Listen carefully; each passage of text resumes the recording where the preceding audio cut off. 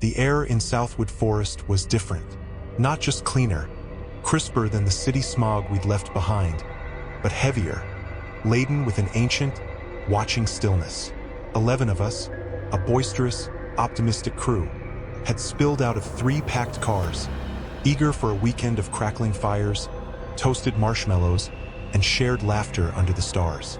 There was me, Alex, always a bit too observant for my own good, Brian, my best friend, pragmatic and strong, Nicole and Elias, the inseparable couple, radiating warmth, Tami, quiet and artistic, Jake, the group's self-proclaimed comedian and resident skeptic, Ray, fiercely independent and resourceful, John and Mary, married for a decade, the anchors of any social gathering, Willi, the gentle giant with a surprisingly good singing voice, and Jessie, the youngest, full of boundless energy.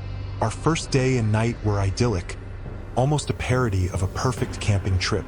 We set up our tents in a spacious clearing, a respectable distance from any other visible campsites, though we knew Southwood was popular. The fire pit was soon blazing, stories were told, songs were sung. Willi's baritone a surprising delight, and the usual friendly arguments over who burnt the sausages ensued. Even Jake's skepticism was good-natured, his jokes landing more often than not. As darkness truly fell, the forest sounds were a symphony of crickets and distant owls, comforting in their familiarity. We slept soundly, cocooned in our sleeping bags, blissfully unaware. The second night, the mood shifted subtly. A chill had crept into the air that was more than just the evening cool. The forest seemed quieter, the usual nocturnal chorus subdued, as if holding its breath. We huddled closer to the fire, conversation more muted. Jake tried to lighten the mood with a ghost story, but it fell flat, the silence that followed unnervingly profound. It was close to midnight when the first scream tore through the night. It wasn't a yelp of surprise or a shout of drunken revelry.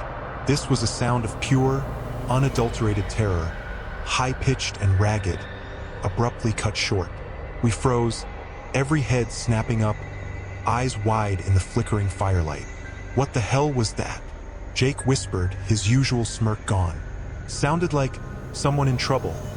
Nicole breathed, clutching Elias's arm. Before anyone could answer, another scream ripped through the darkness, closer this time, followed by a cacophony of panicked shouts. And then, a sound that defied all earthly comparison. A roar. It was deep, guttural, impossibly powerful. A sound that vibrated in our chests and rattled our teeth. It wasn't bear, nor wolf, nor anything any of us had ever heard or could imagine.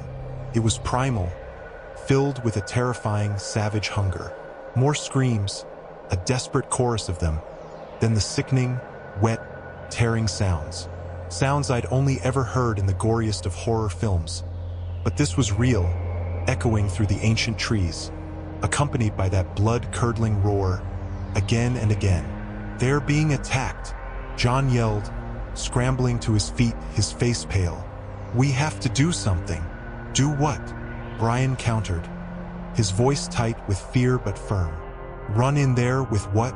Tent poles and a pocket knife? We don't even know what it is. The sounds intensified for a few agonizing minutes. A symphony of slaughter, then, as suddenly as it began, silence descended. A heavy, oppressive silence, broken only by our ragged breathing and the crackle of our dying fire. The kind of silence that screams louder than any noise. No one slept. We sat huddled together, jumping at every rustle of leaves, every snap of a twig. Axes and heavy branches were clutched in trembling hands. The forest, once a source of peace, now felt like a monstrous, living entity, watching us with a million unseen eyes. We strained our ears for any sign of life from the direction of the attack. A moan, a call for help, anything. There was nothing, only the wind whispering through the pines, sounding like mournful sighs. Dawn broke gray and grim. The light brought little comfort, only highlighting the exhaustion and terror etched on our faces. A grim debate ensued. Go for help? Investigate? Pack up and leave immediately? We can't just leave. Mary insisted, her voice shaking. "There might be survivors. And there might be whatever did that still out there," Jake retorted, all traces of humor gone, replaced by a raw, primal fear. "I'm with Brian. We stick together, get to the cars, and get the hell out. Call the Rangers from town." The consensus was to leave. The thought of venturing towards where those sounds had originated was unbearable. We started packing with frantic, clumsy haste, constantly glancing over our shoulders. Every shadow seemed to move. Every bird call sounded like a warning. The forest felt charged, hostile. It took us far longer than it should have to break camp, our fear making every task a struggle. The sun climbed higher, but its warmth didn't penetrate the chill that had settled deep in our bones. We were about to make our final check when Willi, who had been scanning the tree line, suddenly hissed, "Someone's coming!" We froze. From the dense thicket, a figure stumbled. A woman. Her clothes were torn, smeared with dirt and something dark. Her hair was matted, wild. She was moving erratically, one arm clutched to her side, a trail of crimson seeping through her fingers. "Help, please!" she gasped, her voice a raw, broken whisper as she staggered towards our campsite. Her eyes were wide with a terror so profound it was almost hypnotic. Ray and Nicole rushed forward instinctively. "What happened? Are you okay?" Nicole asked, reaching out. The woman's eyes darted frantically around our group, then back towards the trees she'd emerged from. It killed them. All of them," she choked out, blood flecking her lips. "It's so fast so." Before she could finish, before any of us could truly process her words or offer any meaningful aid, the forest behind her erupted. It wasn't a subtle rustling.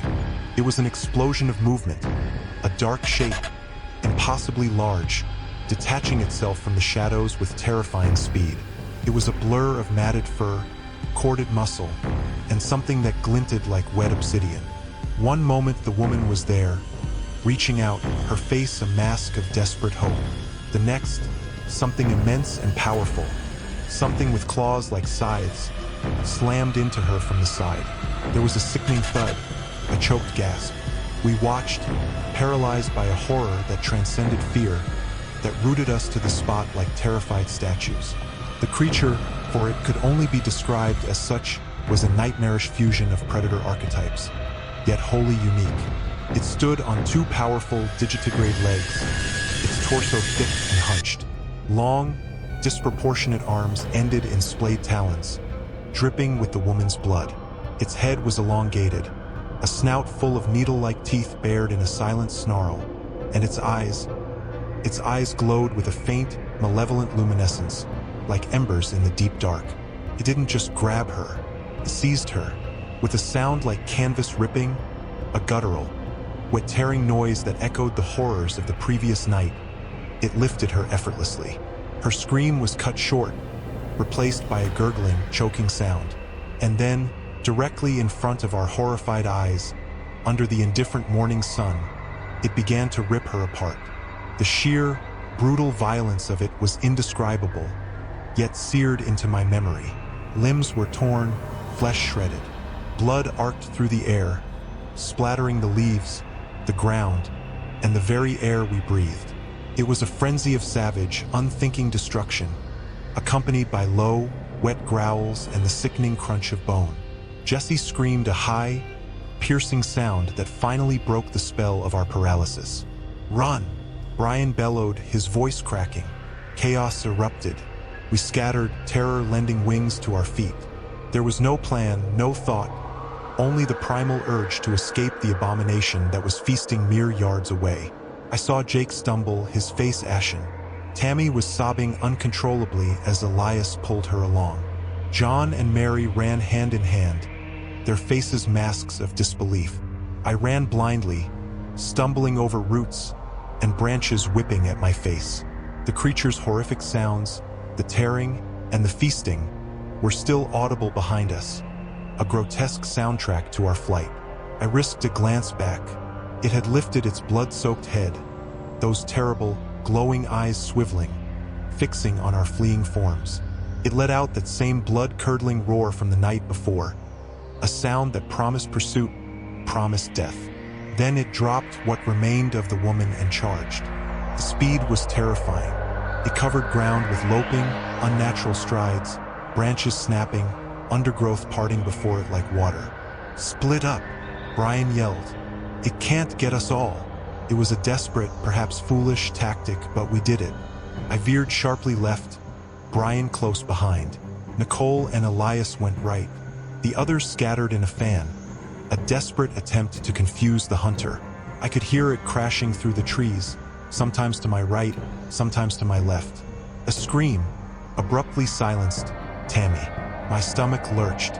Elias's anguished cry followed moments later. Then Nicole's shriek was cut short with a sickening finality. Each sound was a hammer blow to my sanity. These were my friends. We'd been laughing, sharing stories just hours ago. Now, Brian and I ran, side by side, our lungs burning, our legs screaming in protest. The forest was a blur of green and brown. We had no idea where the cars were, and no sense of direction. Only the driver needed to put distance between us and that thing. A guttural snarl erupted directly behind us. Too close. Brian shoved me hard. "Go, Alex! Don't stop!" I stumbled, regained my footing, and risked a look. The creature was on Brian. He was fighting wildly, bravely, with a heavy branch he'd somehow kept hold of. But it was no use. I saw a flash of talons, heard Brian's cry of pain, and then he was down, the creature looming over him. Tears streamed down my face, mingling with sweat and dirt. I wanted to stop, to help, but Brian's last words echoed in my mind. "Go, Alex! Don't stop!" I turned and ran, a sob tearing from my throat. The sounds behind me were mercifully brief. I don't know how long I ran. Minutes? Hours? Time lost all meaning. The forest became a labyrinth. Every tree a potential hiding place for the monster. Every shadow a new threat. I heard another scream in the distance. "Jake," I thought, his usual bravado extinguished in a single terrified note. Then later, a softer cry quickly stifled Ray, or perhaps Mary. Couldn't tell. I didn't want to know. The group was dwindling. Willi, John, Jessie. Where were they? Were they still running? Or had they met the same fate? My legs were giving out. My vision was blurring. I tripped over a fallen log and sprawled onto the damp earth. The air knocked from my lungs. I lay there, gasping, waiting for the inevitable. Waiting for the sound of its approach, the glint of its eyes. Silence. Not the oppressive silence from before, but a more natural quiet. Birdsong, faint and distant. The rustle of wind in the leaves. Slowly, cautiously, I pushed myself up. My body ached. My clothes were torn. I was covered in scratches and mud. But I was alive. I had to keep moving. I didn't know if it was still hunting, or if it was sated, or if it had simply lost my trail. I chose a direction that felt vaguely like the way we'd come in, though my internal compass was shot. Hours passed.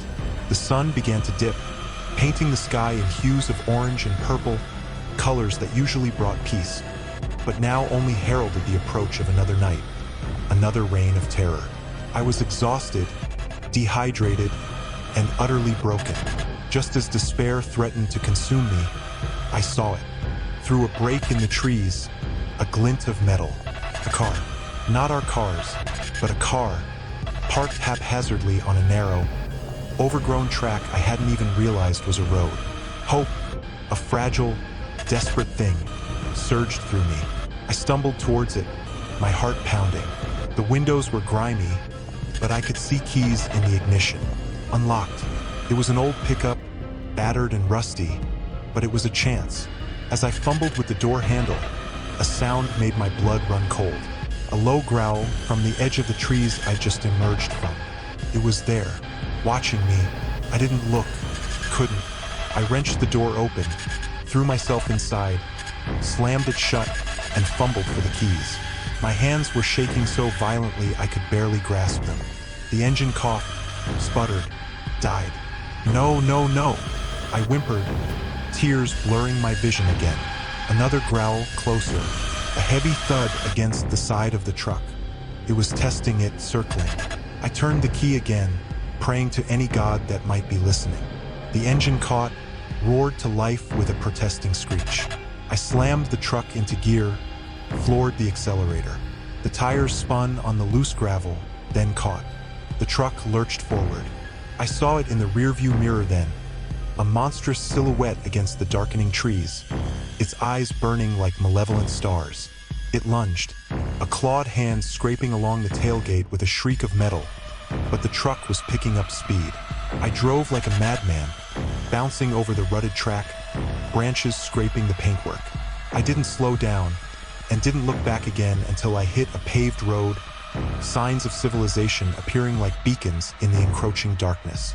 I drove until I reached the first brightly lit gas station, then pulled over, shaking uncontrollably, and finally broke down, sobbing until I was hoarse. The authorities listened to my fragmented, hysterical story with a mixture of disbelief and pity. They organized search parties for Southwood Forest. They found our abandoned campsite, the scene of unimaginable carnage where the woman had died. They found pieces, not enough to account for everyone, of Brian, Nicole, Elias, Tami, Jake, Ray, John, Mary, Willi, and Jessie. No complete bodies were ever recovered. Only gruesome, scattered remains, a testament to the savagery of their ends. The official story became a bizarre, unusually aggressive bear attack, or perhaps a pack of wolves driven mad by rabies. No one wanted to believe my account of the creature. It was too fantastical, too horrifying. A trauma-induced delusion, they called it. But I know what I saw. I carry the images seared into my brain. The glowing eyes, the tearing talons, the blood-curdling roar.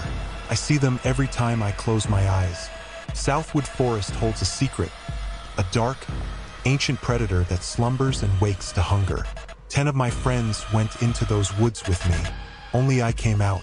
The camping trip of horror wasn't just a trip. It was a descent into a primal nightmare from which I'm not sure I'll ever truly awaken.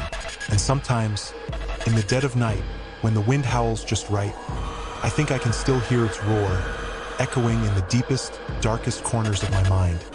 A chilling reminder of the thin veil between our world and the unnameable things that lurk just beyond it.